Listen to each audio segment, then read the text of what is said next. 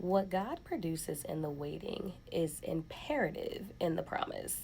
What God is doing with you right now, where you're going through character development, where God is deepening your faith, He's deepening your trust, where He's refining you, He's shaping you, He's molding you into exactly who He's already promised you to be, is going to be imperative in the promise that God has already promised over your life, where God has already loaded the plans that is going to take you to a higher level than what you could ever imagine or think.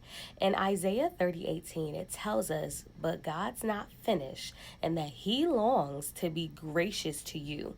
He longs to be gracious to you. Where God takes the time to do everything perfect, not some things, but He does everything perfect, and the ones who wait on God are the lucky ones. It has been proven time and time again.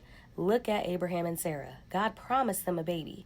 Here comes Isaac. Look at David, the little shepherd boy. He was anointed to be king before he was even seated in his chair. Job, the one who had it all, lost it all, and what did God do? God gave him double for the trouble. And there are many more examples, but in the midst of those, God was over there deepening their faith. He was strengthening David. He was showing Abraham and Sarah to solely rely and trust on God, that He will deliver on His promise, that God is faithful to perform it. Everything that God said has to come to pass. No word can return back to Him void. So even when it looks like you cannot make it, even when it looks like that dream has died, even when it looks like that promotion has been taken away, you got to remember what God does is perfect. What God does is immaculate. What God does is producing exactly who He needs at the front line, because it does not stop when you reach the promise. It does not stop when you get the blessing. It does not stop when you get the healing.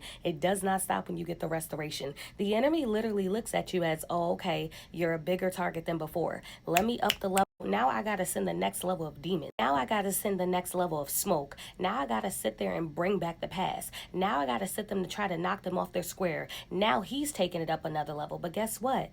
The battle is already God's, and the enemy has already been defeated. What you need to do is be still and know that He is God. Receive strategy, receive wisdom, receive discernment. Fast. Go to God about it, because God will give you everything that you need in the season that you're in. God never sleeps nor slumbers. He doesn't sit in the background allowing the enemy to do what he wants to do. Everything has to pass through His hand, and it has to go back through His hand. So yes, weeping may endure for a night, but joy comes in the morning. It's not dead, because the scripture already said, but God's not finished. He's not finished with you yet. So it ain't over until God says it's over. It ain't done until God says it's done. Stay blessed. Know that the Lord is renewing your strength, and that you can make it. You can go on. You can defeat the Goliath that is ahead of you. Stay blessed.